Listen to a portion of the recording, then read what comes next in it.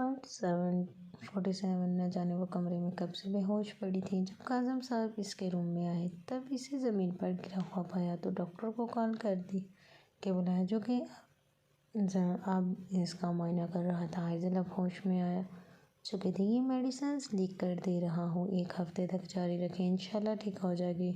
और इनका ज़्यादा से ज़्यादा ख्याल रखें, मुझे ये काफ़ी डिस्टर्ब लग रही हैं। डॉक्टर के कहने पर काज़म साहब ने इस बात में सर हिलाया और इन्हें बाहर तक छोड़ने चले गए, जबकि आइज़ल अब खामोशी से लेटी छत को घूर रही थी। क्या थी वो, क्या बना दिया था सबने इसे कल रात जब वो इसके ख्वाब में आया था। काश वो ख्वाब ना होता तो कितना अच्छा होता। बस यही सोच सोच कर वो ख़त्म हुई जा रही थी। अब कैसा महसूस कर रही हूँ जब वो इसके ख्वाब में आया था। काश वो ख्वाब ना होता तो कितना अच्छा होता। बस यही सोच सोच कर वो ख़त्म हो जा रही थी। अब कैसा महसूस कर रही हो। काज़म साहब इसके सरहाने आ बैठे, इसकी पेशानी पर हाथ रख कर पड़ते हुए बुखार की शिद्दत महसूस करने लगे, जिस पर आहिस्तगी से आइज़ल ने इन्हें देखकर इस बात में सर हिलाया। आइज़ल बेटा, देखो जो हुआ सो हुआ, मेरी बात मानो, खुद को रिलैक्स रखने की कोशिश करो। देखो आगे जो कुछ होगा अच्छा ही होगा, परेशान होने की कोई बात नहीं। आइज़ल बेटा, देखो जो कुछ हुआ सो हुआ, मेरी बात मानो, खुद को रिलैक्स रखने की कोशिश करो। देखो आगे जो कुछ होगा अच्छा ही होगा, परेशान होने से कुछ भी नहीं होता। अपने रब से अपने लिए बेहतरी मांगो। काज़म साहब ने इंतहाई नरमी से कहते हुए इसका माथा चूमा, जिस पर वो खामोश नज़रों से इन्हें देखने लगी। भला अब क्या बेहतर होने वाला था। सब कुछ तो बर्बाद हो चुका था, सब कुछ बिगड़ चुका था। अब भला किस चीज़ की उम्मीद लगाती वो। डैड, हरीम वो कुछ कहते खामोश हुई थी। बेटा, इसका जाना ही बेहतर था। इसका भाई इसे ले जाने खुद नहीं आया, लेकिन ड्राइवर भिजवाया था। मगर अब वो सब जान चुकी थी, वह सारी हकीकत से वाकिफ़ है। फिर इसका मज़ीद यहाँ रहना इसके भाई को मुनासिब न लगा था शायद। काज़म साहब ने इसे समझाते हुए कहा, हम कल तक वो बड़ी खुशी से मेरी शादी की तैयारियां कर रही थी। अब वो जब वो इतने साल मेरे साथ रही थी, थोड़ा और रुक जाती, इतना तो बर्दाश्त कर ही सकती थी ना। मैं इसे आइज़ल ने कड़वे लहजे में कहते हुए मुंह फेरा था। आइज़ल बेटा, ऐसे नहीं कहते। देखो वो मासूम थी, इसे कुछ भी नहीं पता था। इसे अभी कुछ दिनों पहले ही हकीकत पता चली थी, इसका कोई कसूर नहीं। आइज़ल बेटा, इसे नहीं कहते। देखो वो मासूम थी, इसे कुछ भी नहीं पता था। इसे अभी कुछ दिनों पहले ही हकीकत पता चली थी, इसका कोई कसूर नहीं था। काज़म साहब ने संजीदगी से कहा, जिस पर वो बुरे अगटी ये इन्हें देखने लगी। फिर किसका कसूर है डैड, कौन है असल कसूरवार। इसे नहीं पता था, लेकिन आप तो सब जानते थे ना। इसका भाई तो सब जानता था ना। फिर क्यों हरीम तक रसाई हासिल करने के लिए इसने मुझे मोहरा बनाया। क्या मैं कोई खिलौना थी, क्या ये हैसियत थी मेरी आप सबकी नज़र में। आइज़ल की आंखें फिर से नम होने लगी, वो जैसे इंसाफ मांग रही थी। आखिर क्यों इसके साथ ऐसा किया, आखिर क्यों सब ने मिलकर इसे तोड़ कर रख दिया। आखिर ऐसा भी क्या हो गया था कि इसे मोहरा बनाया गया था। क्या वो इंसान नहीं थी। आखिर क्यों सब ने मिलकर इसे तोड़ कर रख दिया। आखिर ऐसा भी क्या हो गया था कि इसे मोहरा बनाया गया। क्या वो इंसान नहीं थी, क्या इसकी कोई फीलिंग्स नहीं थी। काज़म साहब ने शर्मिंदगी से सर झुका लिया। आइज़ल, मुझे नहीं पता था कि दुरेस ही वो शख्स है जो तुमसे राब्ते में है। मुझे बाद में पता चला। और जहाँ तक बात दुरेस की है, मेरा नहीं ख्याल कि इसने भी ये सब जानकर किया होगा। देखो बेटा, कुछ सवालों के जवाब वक़्त आने पर ही मिलते हैं। तुम सब्र करो, तुम्हें तुम्हारे हर सवाल का जवाब मिलेगा। काज़म साहब ने संजीदगी से कहते हुए इसके आंसुओं को साफ किया, जिस पर वो खामोशी से इन्हें देखने लगी। वो इसे आराम करने का कहकर वहाँ से चले जा चुके थे, जबकि वो यूं ही साहत लेटी रही काफ़ी देर तक। आंसुओं को साफ किया, जिस पर वो खामोशी से इन्हें देखने लगी। वो इसे आराम करने का कहकर वहाँ से चले जा चुके थे, जबकि वो यूं ही साहत लेटी हुई लेटी रही। काफ़ी देर बाद जब नींद इसे दूर दूर तक महसूस न हुई तो वो उठ बैठी। भूख की शिद्दत महसूस करते हुए वो किचन की जानिब जाने लगी जब इसकी नज़र काज़िम साहब पर गई, जो लॉन में दूसरी जानिब रुक किए खड़े किसी से बात कर रहे थे। डैड से कहती हूँ मुझे दोबारा ऑफिस ज्वाइन करना है, ऐसे घर में पड़ी रहूँगी तो सचमुच बीमार हो जाऊँगी। वह जैसे ही लॉन की जानिब बढ़ने लगी, अचानक से इसकी कदम रुके जब ये आवाज़ इसकी समात से टकराई। और जैसे ही लॉन की जानिब बढ़ने लगी, अचानक से इसके कदम रुके जब ये आवाज़ इसकी समात से टकराई। हाँ हाँ हरीम, कर लो अपने भाई की शादी की तैयारी। भाई वक्त बहुत कम रह गया है और मुकाबला इंतहाई सख्त है।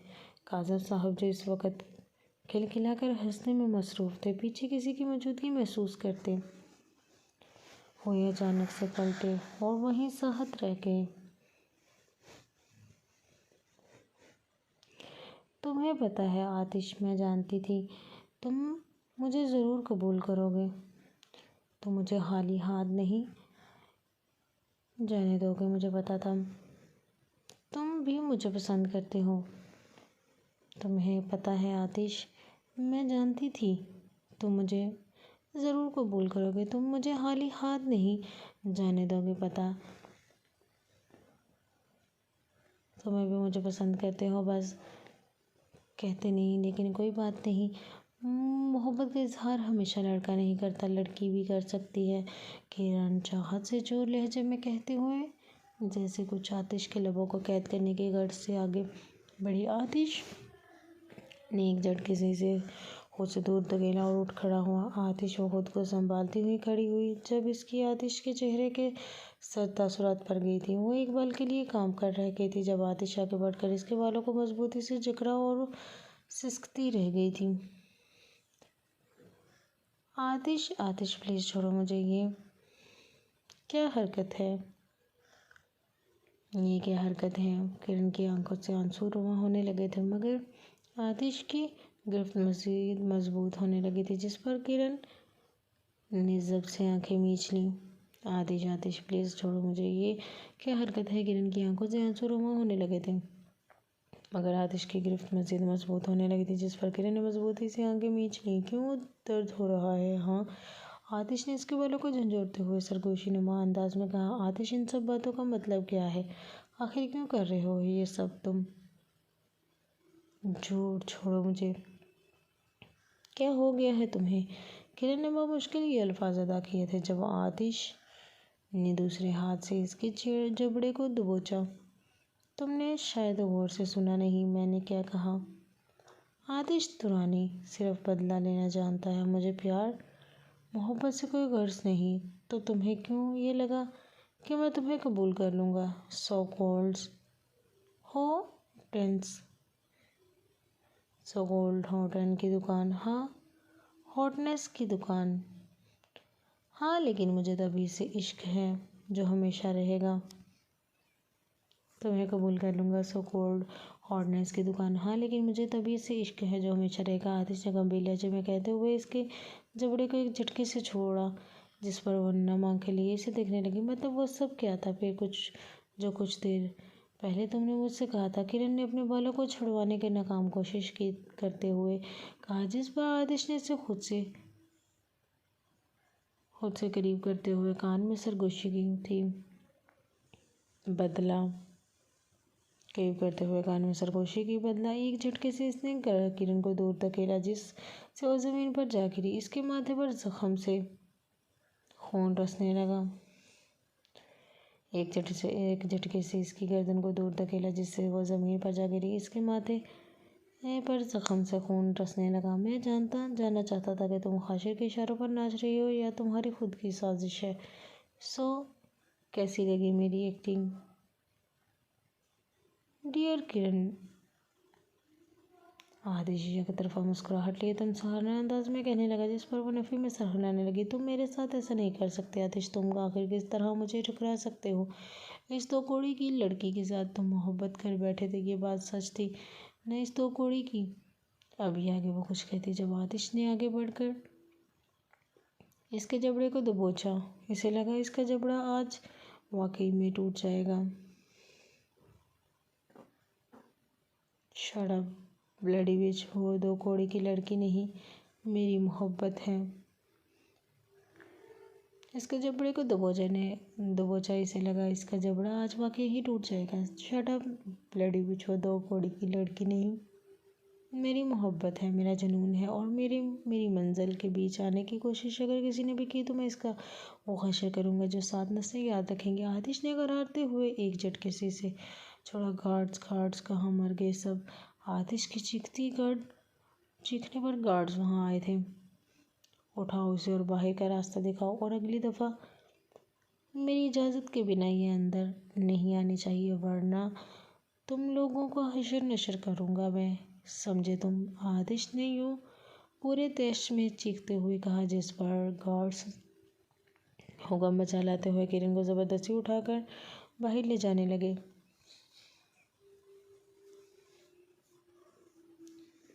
यू बास्टर्ड, मैं तुम्हें छोड़ूंगी नहीं।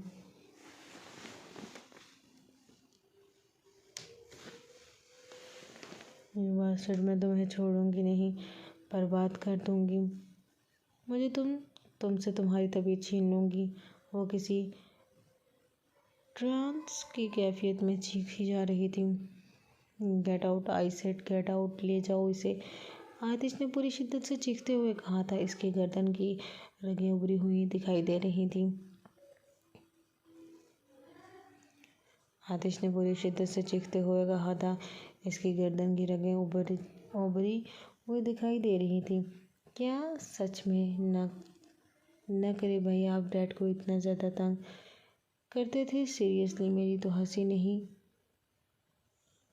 क्या सच में? न करे भाई, आप डैड को इतना ज़्यादा तंग करते थे? सीरियसली, मेरी तो हंसी नहीं रुक रही। हरीम का हंस कर बुरा हाल हो गया था, जबकि दुरेश सामने काउच पर अपने मुअज़्ज़ज़ अंदाज में टांग पर टांग चढ़ाए बैठा इसे अपने कारनामों से आगाह कर रहा था। ये तो कुछ भी नहीं, तुम जानती हो डैड ने तशरीफ़ पर लाते मारकर सबके सामने मुझे ऑफिस से बाहर निकाला था। इसके बाद जब इनका एक्सीडेंट हुआ था तो वो घर से बाहर नहीं जा सकते थे, तभी इन्होंने अपने सारे एम्प्लॉयज़ को घर बुलाया था। मीटिंग के सिलसिले में दुरेश से एक नया कारनामा बताया रहा था, जिस पर हरीम गौर से सुन रही थी और साथ ही साथ अपने आइसक्रीम भी ख़त्म कर रही थी। डैड के एम्प्लॉयज़ को आधे घंटे से ज़्यादा हो चुका था और डैड खुद अपने रूम में डॉक्टर के साथ बिज़ी थे, तो मैंने सोचा क्यों ना कुछ हाल चाल दरियाफ्त कर लिया जाए। डैड के एम्प्लॉयज़ को आधे घंटे से ज़्यादा हो चुका था और डैड खुद अपने रूम में डॉक्टर के साथ बिज़ी थे, तो मैंने सोचा क्यों ना कुछ हाल चाल दरियाफ्त कर लिया जाए। दुरेश ने अपने मुअज़्ज़ज़ अंदाज में हाथों को हिलाते हुए इसे बताया, जिस पर हरीम आइसक्रीम स्पून को मुंह में रखे इसकी बात बड़ी गौर से सुनने लगी। फिर हरीम ने बड़ी दिलचस्पी से पूछा, जिस पर दुरेश ने बीच की उंगली से मर्द खुजाते हुए इसे बताना शुरू किया। फिर क्या? मैं जैसे ही अंदर गया सब मुझसे ऐसे मिलने लगे, जैसे बीच की उंगली से ब्रेड खुजाते हुए इसे बताना शुरू किया। फिर क्या? मैं जैसे ही अंदर गया सब मुझे ऐसे मिलने लगे, जैसे सालों से जानते हो आप। डैड को आने में काफ़ी वक्त था और सारे एम्प्लॉयज़ बोर हो रहे थे, तो मैंने सोचा क्यों ना कुछ नया किया जाए। दुरेश ने कंधे उचकाए हुए साइड टेबल पर से अंगूर की शाख उठाकर अंगूर खाना शुरू किया, जबकि हरीम आधे से ज़्यादा आइसक्रीम ख़त्म कर चुकी थी। फिर मैंने सर्वेंट से कहा कि बाहर लॉन में अच्छा सा माहौल डेकोरेट करवाया, जैसे चाहा इसे वो सब दिया गया। कुछ लोग गेम्स में बिजी थे, कुछ लोग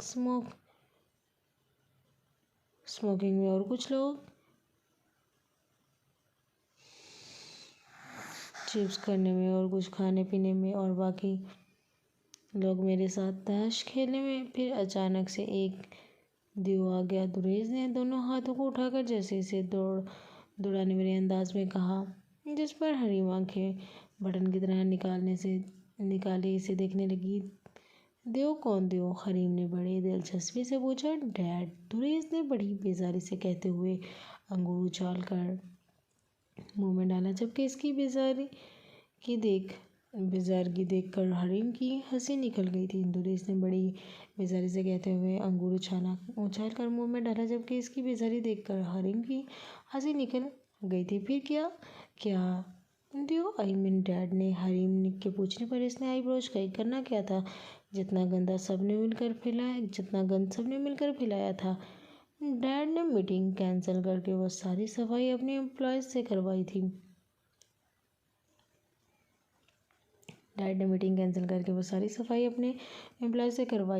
दुरेश ने आंखें घुमाते हुए कहा। हरीम में दुरेश की शाह बात दिखाई देती थी। और आपने भी? हरीम ने ताज्जुब से पूछा। व्हाट? मैं और काम? No never. मैं तो पीछे वाले दरवाजे से 9-11 हो गया था और वापस भी तब आया जब डैड सो चुके थे एंड इनके उठने से पहले ही दूसरे कंट्री। दुरेश की बात पर न चाहते हुए भी हरीम ने जोरदार कहका लगाया था जब आखिरी वाले अल्फाज दुरेश ने हाथ का प्लान बताते हुए अदा किए थे। भाई अब वाकई बहुत पहुंची हुई चीज़ है। हरीम ने जैसे ही इसके कारनामे पर इसे सराहाया था, जिस पर वो इसे आंखें टेढ़ी करते हुए देखने लगा। मुझे पहुंचाने में भी देव का ही हाथ है। दुरेश के कहने पर हरीम ने अपनी हंसी दबाई थी। दुरेश का मोबाइल बजने लगा।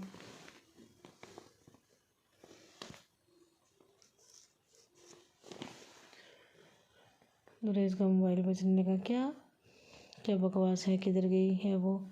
ओके मैं जाता हूँ। काजम साहब की अधूरी बात सुनकर इसने गुस्से से फ़ोन काट दिया, जबकि हरीम इसे सवालिया नज़रों से देखने लगी। यार तुम्हारी भाभी ने अच्छा नचाया हुआ है मुझे, ऊपर से तुम्हारे भाई का फादर इन लॉ। तुमने इनको यार तुम्हारी भाभी ने अच्छा नचाया हुआ है मुझे, ऊपर से तुम्हारी भाभी का फादर इन लॉ। तुमने इनको कॉल की थी। वो बातें आइजल ने सुननी है, पता नहीं कहाँ निकल गई है। कसम से ये दोनों बाप बेटी मिलकर मुझे चांद पर पहुंचा देंगे। आखिरी वाले अल्फाजों पर दुरेश ने माथा पीटा था, जबकि हरीम मज़े से इसे देख रही थी। चांद पर बाद में जाइएगा, पहले इसको तो ढूंढ लें जिसने आपको दिन में तारे दिखाए दिए। हरीम ने शौकिया अंदाज में कहते हुए हंसी दबाई, जिस पर दुरेश आंखें दिखाता हुआ गाड़ी की चाबी लिए बाहर चला गया। कहाँ चली गई यार ये? दुरेश ने इसकी लोकेशन चेक की, मगर फ़ोन इसका घर पर था। इस वजह से वो इस तक पहुंच ना सका। न जाने कब इसने आइजल के मोबाइल में एक ऐसा ऐप डाउनलोड कर दिया था। वो जब भी जहाँ भी होती थी तो दुरेश इससे बाखबर रहता था, मगर अब ये तरीका भी काम नहीं आया था।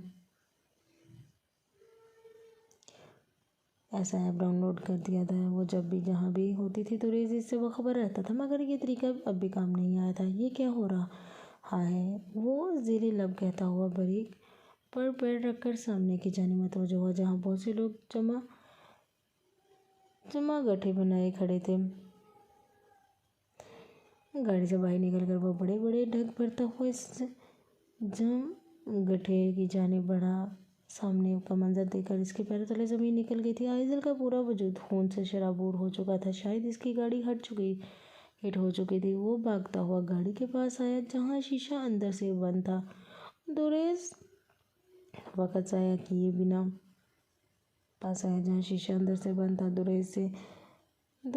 वक़्त ज़ाया किए बिना खिड़की पर हाथ मारकर शीशा तोड़ा, तो अंदर से दरवाजे को अनलॉक करके आइजल को बाहों में पकड़कर इसकी गालों को थपथपाने लगा। आइजल आइजल आंखें खोलो। आइजल के माथे से आप भी खून डस रहा था। दुरेश ने अपनी हथेली पर बंधा रुमाल खोलकर इसके जख्म पर रखा और बाहों में भरे भागते हुए अपनी गाड़ी के पास आया। इसे फ्रंट सीट पर बैठाकर इसने ड्राइविंग सीट संभाली और फुल स्पीड में गाड़ी अस्पताल के रास्ते दौड़ाने लगा। इसका जहन बिल्कुल भी काम नहीं कर रहा था। दुरेश ने कपकपाते हाथों से अस्पताल में किसी दोस्त को कॉल मिलाई और बार बार आइजल को फिक्रमंदी से देखता हुआ गाड़ी चलाने में मसरूफ़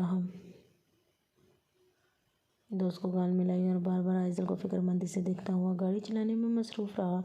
डॉक्टर प्लीज़ देखो इसको, इसकी आंखें बंद हो रही हैं। प्लीज़ ज़रा कुछ करो, इसे कुछ होना नहीं चाहिए। डॉक्टर प्लीज़ देखो इसको, इसकी आंखें बंद हो रही हैं, प्लीज़ ज़रा कुछ करो, इसे कुछ होना नहीं चाहिए। दुरेज इसे स्ट्रेचर पर लेटाकर साथ साथ चल रहा था। आइज़ल बेहोशी की हालत में भी दुरेज की मौजूदगी महसूस कर चुकी थी, जबकि दुरेज का दोस्त इसे मुसलसल हौसला दे रहा था, मगर दुरेज का दिमाग बिल्कुल मौफ हो चुका था। यार परेशान ना हो, ठीक हो जाएगी वो। डॉक्टर असफंद यार, जो इसका बहुत अच्छा दोस्त था, यार परेशान ना हो, ठीक हो जाएगी। और डॉक्टर असफंद यार, जो इसका बहुत अच्छा दोस्त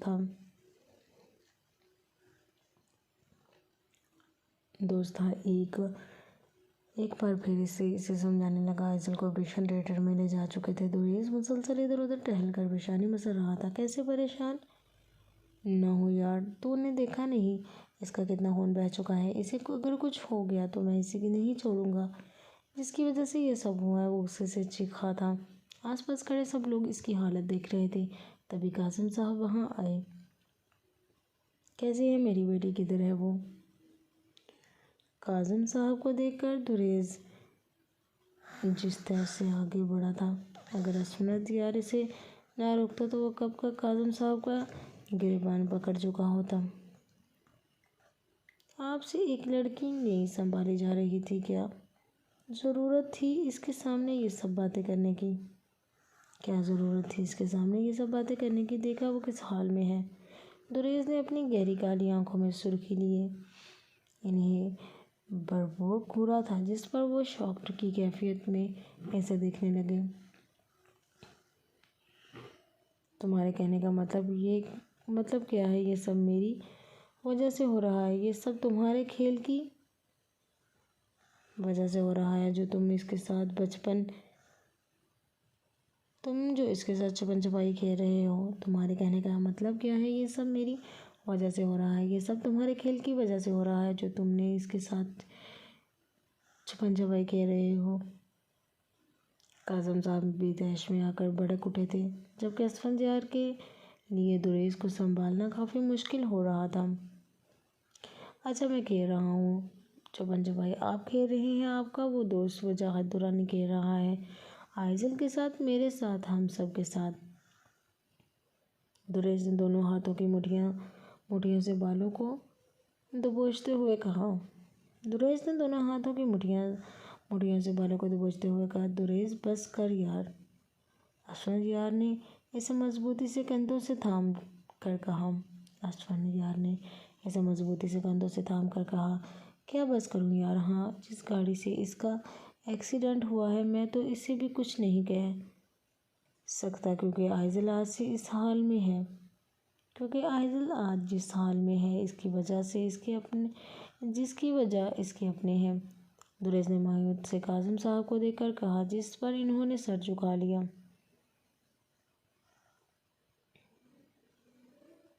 पेशेंट के लिए ब्लड का इंतज़ाम करें, इनकी हालत खतरे में है।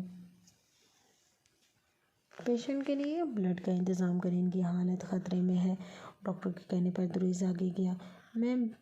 मैं दे रहा हूँ ब्लड, मेरा इससे मैच करता है। दुरेज ने उजलत से कहा, जिस पर डॉक्टर ने इशारे से इसे लैब की जानिब बुलाया था। दुरेज ने उजलत से कहा, जिस पर डॉक्टर ने इशारे से इसे लैब की जानिब बुलाया था। इसके जाने के बाद कुछ देर वो यूं ही टहलता रहा। फिर टेबल पर रखे विस्की, जो कि असल में सॉफ्ट इसके जाने के बाद कुछ देर वो यूं ही टहलता रहा। फिर टेबल पर रखी विस्की, जो कि असल में स्वीट ड्रिंक थी, ना कि शराब, इसका घूंट बढ़ते हुए सीढ़ियों से नीचे उतरा। एक नज़र तबीर के बंद कमरे पर डालते हुए मुलाजिम को इशारे करने लगा, इशारे से बुलाने लगा। तबीर को बुलाओ। आतिश के हुक्म देने पर मुलाजिम तबीर के कमरे के बाहर खड़ा आवाज़ें लगाता रहा, मगर जब से दरवाज़ा बजाना चाहा, मगर दरवाज़ा खुलता चला गया। साहिब जी, वो तो अपने कमरे में नहीं है। आतिश सवाली नज़रों से घूरता रहा। इसके करीब आया, जिस पर मुलाजिम नज़रें झुका गया। क्या मतलब कमरे में नहीं है? तुम लोगों को किस लिए रखा है यहाँ? मैंने तुम लोगों को यहाँ रखा क्या है? कहते क्या रहते हो तुम लोग? ढूंढ कर लाओ उसे। आतिश के घर आने पर तमाम मुलाजमीन तबीर को तलाश करने लगे, मगर वो पूरे फार्म हाउस में कहीं नहीं मौजूद थी, कहीं भी मौजूद ना थी। साहब जी वो कहीं भी नहीं है। मुलाजिम ने सर झुकाए कहा, साहब जी वो कहीं भी मौजूद नहीं है। मुलाजिम ने सर झुकाए कहा, क्या मतलब कहीं भी नहीं है? कहाँ जा सकती है वो? गार्ड्स को बुलाओ। आतिश के हुक्म पर तमाम गार्ड्स वहाँ हाजिर होने लगे, मगर सबने तबीर की गैर मौजूदगी की तस्दीक कर ली थी। वो कहीं भी नहीं थी। ऐसा कैसे हो सकता है? वो कहीं तो होगी ना। सबने तबीर की गैर मौजूदगी की तस्दीक कर ली थी। वो कहीं भी नहीं थी। ऐसा कैसे हो सकता है? वो कहीं तो गई होगी ना, किसी ने तो देखा होगा ना इसे। आतिश ने कशमकश में मुबतला अंदाज में कहा, जिस पर एक मुलाजमा आगे हुई है। साहब जी मैंने इन्हें कुछ देर पहले आपके कमरे की तरफ से रोते हुए आते देखा था। मुलाजमा के कहने की देर थी जब वो नफ़ी में सर हिलाता वो ऊपर अपने कमरे की जानिब देखने लगा। तभी तुम्हें कभी भी नहीं मिल पाएगी आतिश। तुम एक शराबी इंसान हो, एक शराबी। इसकी सोच का ज़ाविया टूटा था। इन 2 महीनों में मुसलसल इसे इस ही जुमले ने तंग कर रखा था। वो फिर से पहले की तरह शराबी बन चुका था और कहीं ज़्यादा तन्हाई पसंद भी हो चुका था। मैंने कहा था ना, अगर इस बार मैं टूटा तो सब कुछ बर्बाद कर दूंगा, सब कुछ। वो इस कदर टूट गया था कि रोते रोते में भी हंसने लगता था। इसकी हालत मेंशन के किसी भी मुलाजम से देखी नहीं जा रही थी। वो वापस कराची शिफ्ट हो चुका था। अपनी शूटिंग, शोबिस की दुनिया, अपनी कमाई, अपना ख्वाब, अपने सब शौक, सब कुछ छोड़कर वापस आ चुका था, मगर इसे तबीर कहीं भी नहीं मिली थी। वो यूं ही अपनी हालत ख़राब कर रहा था। शराब तो ऐसे पीता था जैसे कसम उठाई हो। अभी वो इन्हीं सोचों में था जब वजाहत साहब के हुक्म पर मुलाजिम इसके लिए खाना लिए कमरे में आए। के हुक्म पर मुलाजिम इसके लिए खाना लिए कमरे की जानिब आए। ले जाओ इसे यहाँ से, और दोबारा मेरे सामने आने की जुर्रत भी मत करना, वरना अंजाम बहुत बुरा होगा। वो अपनी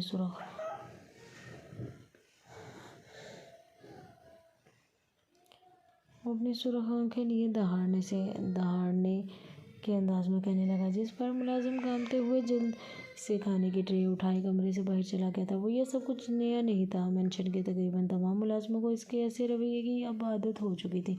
कोई दिन ऐसा नहीं गुजरा था जिसमें इसने गुस्सा न किया हो। जो करना है जल्दी करो, मुझे वो हर हाल में चाहिए। अगर पूरी दुनिया भी छाननी पड़े तो छान मारो, लेकिन अब की बार खाली हाथ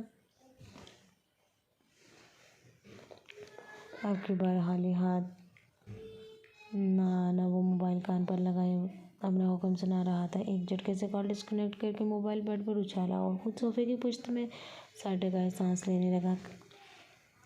कमरे का हाल बेहाल था, जैसे कोई कबाड़ खाना हो, जबकि इसकी कामयाबी की निशानियाँ, इसके अवार्ड्स ज़मीन पर कौंच की सूरत में बेहाल पड़े थे। वो रोज़ाना अपने अवार्ड्स यूं ही बेदर्दी से तोड़ दिया करता था। वो अपना नाम खुद ही मिट्टी में मिला चुका था, वही नाम जिसे बनाने में इसने एक उम्र लगाई थी। आखिर कहाँ जा सकती है वो? कहाँ? वो खुद कलामी करता हुआ साइड टेबल पर रखी शराब के गिलास को लबों से लगाकर पल भर में खाली कर गया था, जबकि आंखें अभी भी लाल थीं। तुम जहाँ भी हो मैं तुम्हें ढूंढ निकालूंगा, तुम्हें अपना बना के रहूँगा, वह गंभीर लहजे में कहता हुआ आंखें मूंद गया। जब बंद आंखों में भी इसका तस्वर साफ आजा दिखाई दे रहा था। माजी के मंजर किसी फिल्म की तरह इसकी बंद आंखों के सामने गर्दिश कर रहे थे। बस अब बहुत हुआ, अब तुम्हें मेरे पास वापस आना ही होगा। नहीं चाहिए मुझे कोई दौलत, शोहरत, नाम और पहचान, मुझे सिर्फ और सिर्फ अपने ख्वाबों की तबीयत चाहिए। बस अब बहुत हुआ, अब तुम्हें मेरे पास वापस आना ही होगा। नहीं चाहिए मुझे कोई दौलत, शोहरत, नाम और पहचान। मुझे सिर्फ और सिर्फ अपने ख्वाबों की तबीयत चाहिए। इसकी बंद आंखों से आंसू निकल कर रुखसार पर बहने लगे। वो अब काफ़ी बदल गया था। अब वो अपने दिमाग पर दिल को तरजीह देता था, जबकि पहले वो अब ऐसा बिल्कुल भी नहीं था। इसका दिमाग शायद इसे इसके शौक की तरफ वापस जाने का कहता, मगर दिल इसका तबीर के लिए सिर्फ हो चुका था, सर्फ हो चुका था। दिल को ब्लड चढ़ा चुका था, मगर इसकी हालत सब अब भी खराब थी। तो इसका हाल एक नाकाम आशिक की तरह हो रहा था। वो ऑपरेशन थिएटर के बाहर ज़मीन पर बैठा खबर का इंतज़ार कर रहा था जब डॉक्टर वहाँ आया। डॉक्टर मेरी आइज़ल कैसी है वो? डॉक्टर मेरी आइज़ल कैसी है वो? दुरेश की बेसब्री से पूछने पर इसके एक नज़र इसे नीचे से ऊपर तक देखने के बाद डॉक्टर ने काज़म साहब की जानिब रुख किया। दुरेश की बेसब्री से पूछने पर एक नज़र इसे नीचे से ऊपर तक देखने के बाद डॉक्टर ने काज़म साहब की जानिब रुख किया। अगले 24 घंटे इसके लिए बहुत मुश्किल हैं। अगर इसे होश आ जाता है तो वो ख़तरे से बाहर है, वरना हमको कुछ भी नहीं कह सकते। हो सकता है वो जी कर भी जिंदा लाश। डॉक्टर मायूसी से सर झुकाए कहने लगा। जब दुरेश ने आधी बात सुनकर इसका गिरेबान पकड़ लिया। क्या बकवास है? हाँ, क्या बकवास है ये? कुछ कह भी नहीं। कहो, कुछ भी नहीं होगा इसे। अगर इसे कुछ हुआ ना, तुम्हारा ये हॉस्पिटल में मिनटों में बंद करवा दूंगा, समझे ना तुम? दुरेश ने पूरी जान से इसका गिरेबान दबोचा था, जबकि काज़म साहब और असफनद यार इसे छुड़वाने की कोशिश कर रहे थे। ये क्या कर रहे हैं यार? छोड़ो इसे, असफनद यार ने सख्त लहजे में कहा था। तभी दुरेश ने एक झटके से इसे छोड़ा था।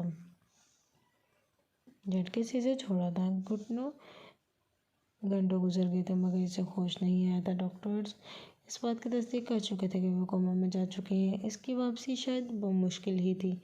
Shut up, just shut up dad. आपकी वजह से वो आज इस हाल में है। आखिर आप ने और काज़म अंकल ने मिलकर क्यों ये मुआहदा किया था कि आइज़ल को सच एन मौके पर ही बताना था? डैड, इसे कोमे में जाए 2 महीने हो चुके हैं। 2 घंटे हो चुके हैं डैड। अब तक वो वापस नहीं आई। मैं क्या करूँगा डैड? Tell me. अब तक वापस नहीं आई, मैं क्या करूँगा डैड? Tell me. वजाहत साहब बेहद परेशान हो चुके थे। काश वो काज़म साहब से मुआहदा करते वक्त इनकी ये शर्त न मानते, तो आज दुरेश की तरह आइज़ल भी सारी हकीकत से शुरू से ही वाकिफ़ होती। दुरेश, संभालो खुद को, तुम तो होश में हो। इधर तुम्हारा भाई अजीब हालत में मेंशन में पड़ा है और उधर तुमने 2 महीनों से मुझे परेशान कर रखा है। मैं मानता हूँ ये सब मेरी गलती है, लेकिन ये शर्त कासिम की थी, मेरी नहीं। वजाहत साहब ने इसकी ऊंची आवाज़ पर अपनी आवाज़ ऊंची की थी, जिस पर वह तसव्वुर से इन्हें देखता हुआ अपनी गाड़ी की चाबी लिए वहाँ से चला गया था।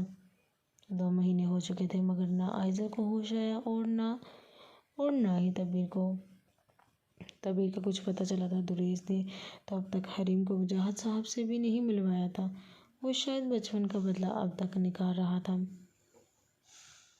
वजाहत साहब ने तबीर को बहुत ढूंढा था, मगर ना तो शवेज़ का कुछ पता था, ना ही तबीर का। वजाहत साहब जब कराची में ही थे, तब इफ्तिखार साहब की मौत की खबर सुनते ही वहाँ पहुँचे थे, मगर वो इस बात से लाइलम थे कि इफ्तिखार साहब ने मरने से पहले अपनी बेटी को आधा सच बताया था।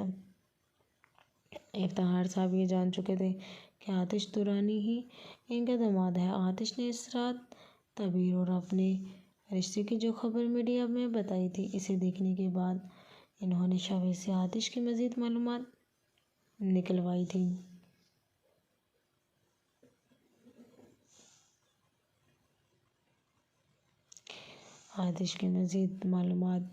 थी।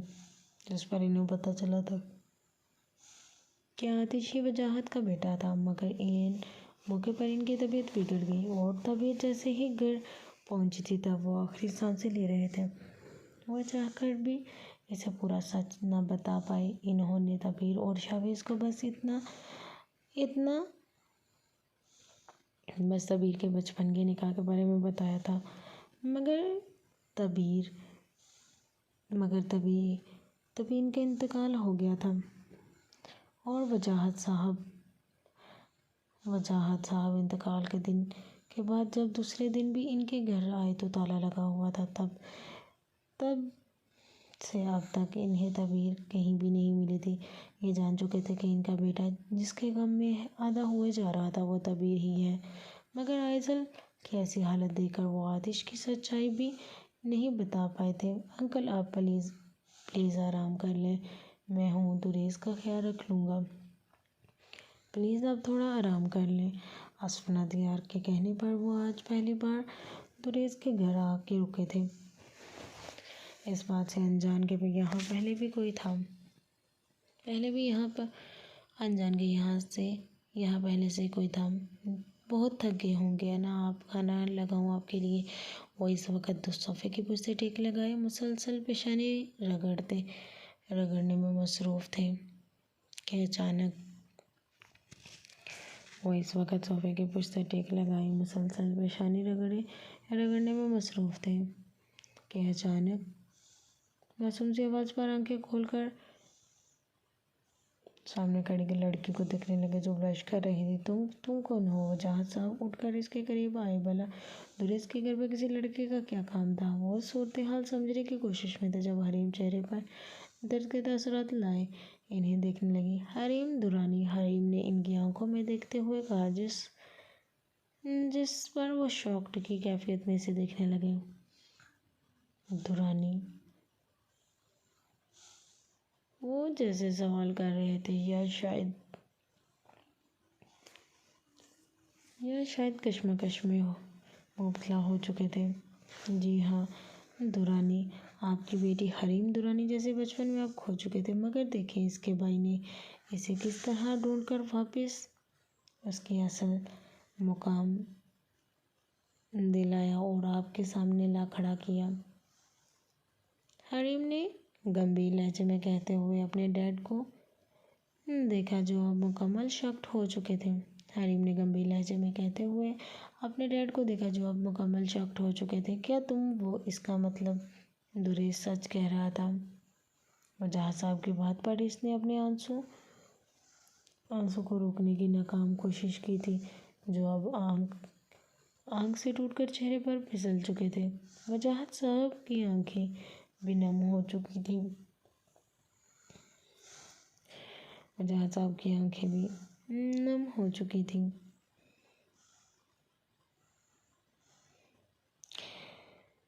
मेरी गुड़िया, मेरी जान, वो एक भी लम्हा ज़ाया किए बिना इसे गले लगा गए थे जबकि वो अब भी डैड के गले लगे जोरों कतार रो रही थी। आंसू ने तो वजाहत साहब की भी नहीं रुक रहे थे। मुझे माफ़ कर दो, मैं बहुत शर्मिंदा हूँ। मैं तुम्हें ढूंढ ना सका, बल्कि मैं तो इस बात पर यकीन कर चुका था कि तुम हम सबको छोड़कर जा चुके हो। लेकिन वाकई दुरेस ने वो कर दिया जो मैं ना कर सका। वजाहत साहब ने रोते हुए ये अल्फाज अदा किए थे जबकि अपने डैड के सीने में छुपी वो छोटी सी गुड़िया सर उठाकर अपने डैड के आंसू को साफ करने लगी। वजाहत साहब ने रोते हुए ये अल्फाज अदा किए थे जबकि अपने डैड के सीने में छुपी वो छोटी सी गुड़िया सर उठाकर अपने डैड के आंसू को साफ करने लगी। डैड प्लीज़ ना रोए, जो हुआ सो हुआ। आप जानते हैं दुरेश भाई वाकई बहुत अच्छे हैं। इन्होंने ज़्यादा तो नहीं लेकिन थोड़ा बहुत आपके बारे में बताया था। लेकिन बादल भाई ने आपके बारे में मुझे सब कुछ बता दिया था। हरीम की बात पर वो मुस्कुराते हुए इसे देखने लगे। दुरेश वाकई बचपन से अब तक अपने डैड की लापरवाही पर इनसे काफ़ी चिढ़ खाता था। लेकिन बादल क्योंकि इनका बचपन का दोस्त था इसलिए वो वजाहत साहब के साथ थोड़ा बहुत वक़्त गुजार कर ये अंदाज़ा लगा चुका था कि वो अपनी बेटी के गम में आधे हो चुके थे। साहब के साथ थोड़ा बहुत वक़्त गुजार कर ये अंदाज़ा लगा चुका था वो अपनी बेटी के गम में आधे हो चुके हैं।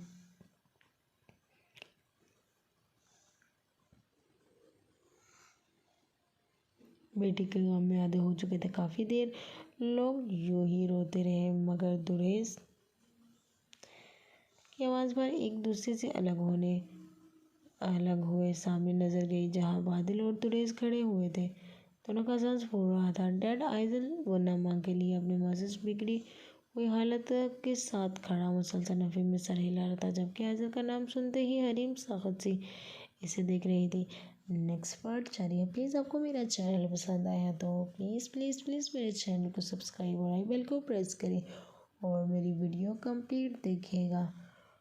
और मेरा नावल पसंद आया तो प्लीज़ कमेंट में ज़रूर बताइएगा।